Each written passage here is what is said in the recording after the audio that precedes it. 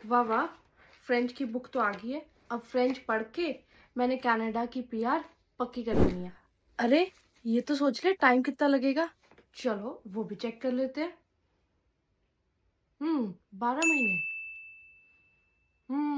4 महीने। अरे 15 दिन। अरे 1 दिन। इतनी जल्दी कोई फ्रेंच भी सीख सकता है? कभी तो दिमाग लगा लिया कर, इतना आसान होता तो क्या ही बात थी। बात तो सही है। फिर तू ही मुझे बता दे क्या करना चाहिए और कैसे करना चाहिए। चल मैं तुझे समझाऊं।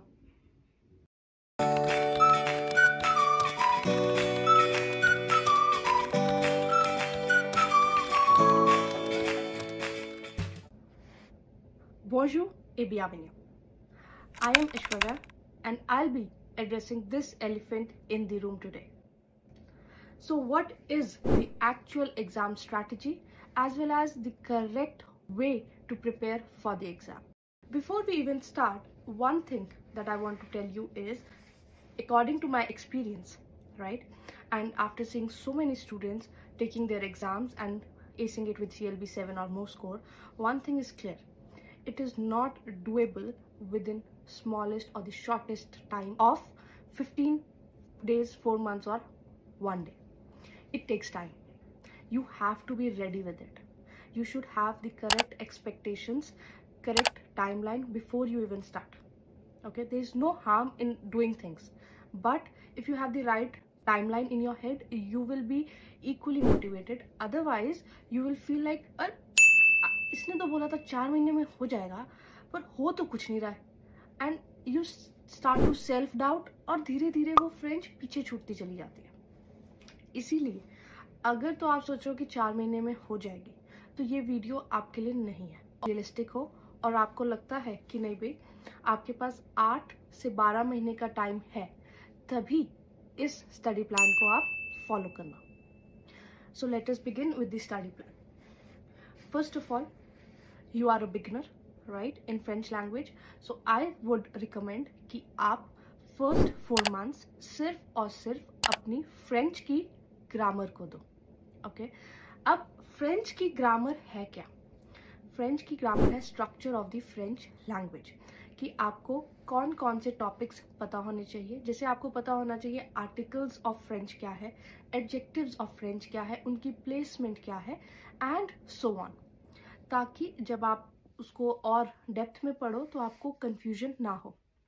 बिकॉज हम सारे हिंदी स्पीकिंग है या इंग्लिश स्पीकिंग है basically on a broader sense, so we might find it difficult कि फ्रेंच लैंग्वेज की कंस्ट्रक्ट थोड़ी सी या थोड़ी सी ज़्यादा इंग्लिश और हिंदी से डिफरेंट है। बट बात तो सही है, अरे वो खुद में एक लैंग्वेज है, वो कोई सब्स्टिट्यूट थोड़ी ना इंग्लिश का लैंग्वेज है, तो ऑब्वियसली उसमें डिफरेंसेस होंगे। तो सबसे पहले आपको अपनी फ्रेंच ग्रामर खत्म करनी चाहिए।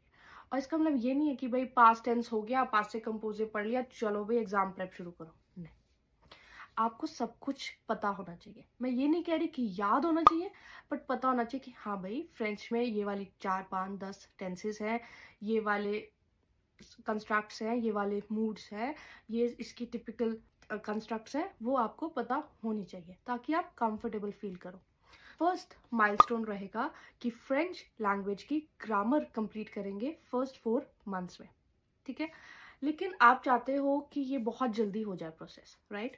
तो इस प्रोसेस में आप क्या कर सकते हो, जब आपने 2 महीने फ्रेंच ग्रामर पढ़ ली, ठीक है, और उसके बाद आप उसमें एडितो बुक्स की एडिशन कर सकते हो। एडितो बुक्स काफ़ी हेल्पफुल बुक्स है, इससे आपको एक्चुअल फ्रेंच लैंग्वेज को जानने का मौका मिलेगा, ठीक है। You can actually go and study something in French language rather than grammar part कर करके भी बोर हो जाता है। तो 2 मंथ्स बाद ग्रामर तो साइड बाय साइड चल रही है, बट आपने साथ में एडितो की A1 बुक भी पिक कर लेनी है। सो 1 मंथ, अब आप नेक्स्ट 1 मंथ ग्रामर में जा रहे हो, तो उसी तरह नेक्स्ट 1 उसी के साथ पैरेलली आप एडितो की A1 बुक भी रीड कर रहे हो, उसकी जो एक्सरसाइजेज है वो कर रहे हो।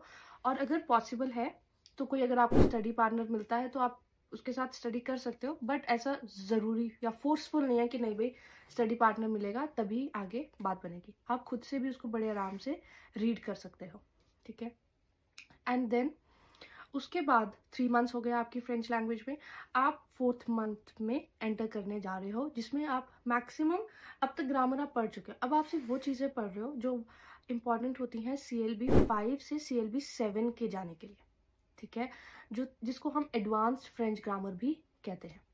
जब आप उस तरफ जा रहे हो, आप 1 मंथ दो, आप अपनी फ्रेंच ग्रामर पढ़ो, बट अब उसके पैरेलल में आपने अपनी पीछे की फ्रेंच ग्रामर रिवाइज करनी है और उसके साथ ही एडितो की A2 की बुक स्टार्ट करनी है, ठीक है।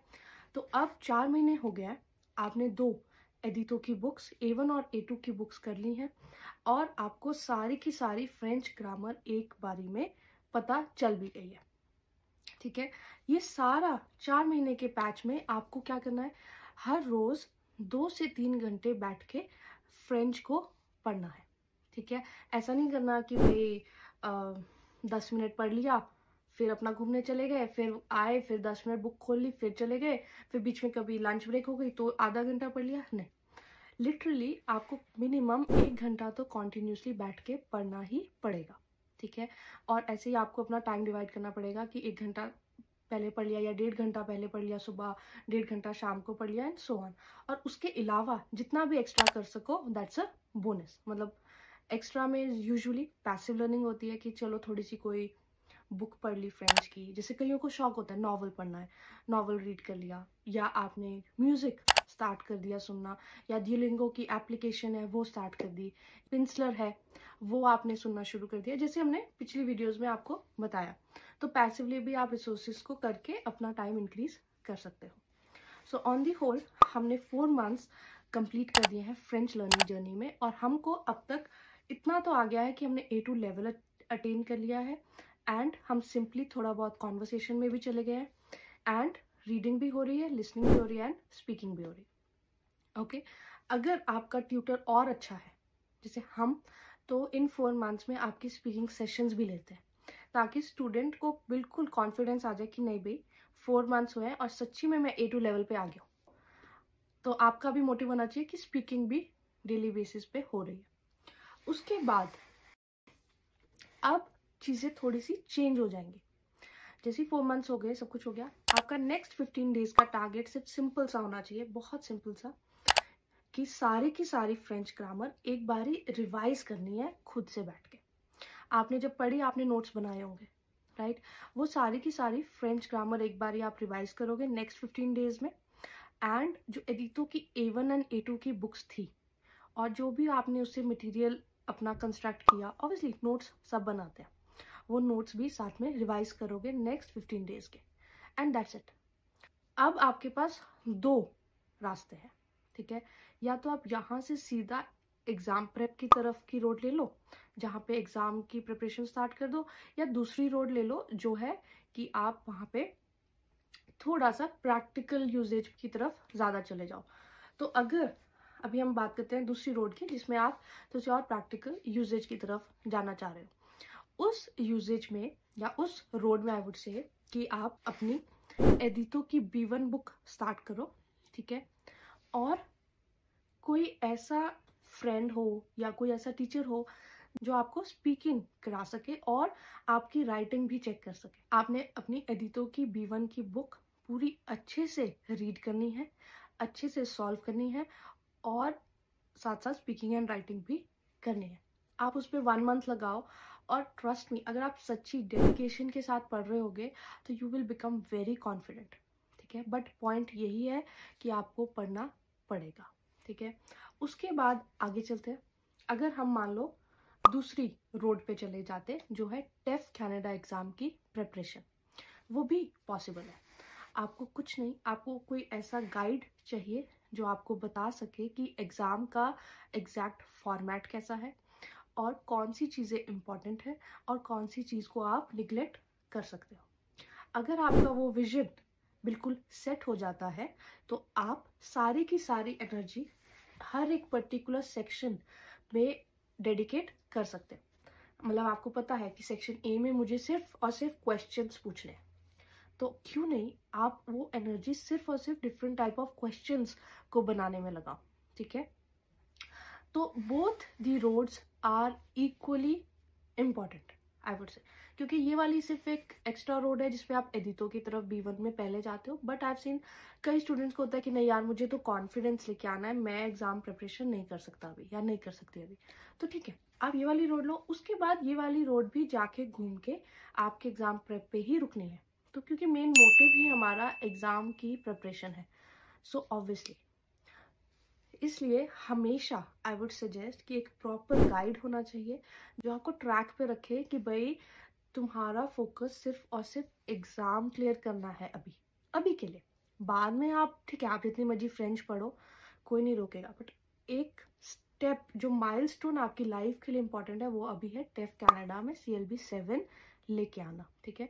तो इसलिए आप उसकी तरफ प्रिपरेशन शुरू करो and by this time around about आपको 6 मंथ्स इन दी लैंग्वेज हो चुके हैं। तो बाय द 6 मंथ्स एडिटो की B1 बुक खत्म हो गई है, आपको एग्जाम का एग्जैक्ट फॉर्मेट समझ आ गया है। अब आपके ऊपर है कि आप अब कितना एफर्ट डालोगे और आपका जो गाइड है वो कितना शार्प है एग्जाम प्रिपरेशन के लिए। ये मतलब नहीं है कि आप कोई नेटिव ढूंढ के ले आओ कि नहीं यार ये तो फ्रेंच बोलता है इससे हो जाएगा, ऐसा नहीं होता। ये एग्जाम है, जैसे आइल्स एक एग्जाम है, ठीक है। वो नेटिव और नॉन नेटिव का नहीं देखता, वो देखता है भाई किसने मेरे फॉर्मेट के हिसाब से प्रॉपरली चीजें करी, प्रॉपर आंसर्स दिए, प्रॉपरली लेटर लिखा एंड मैं उसको मार्क्स दूंगा।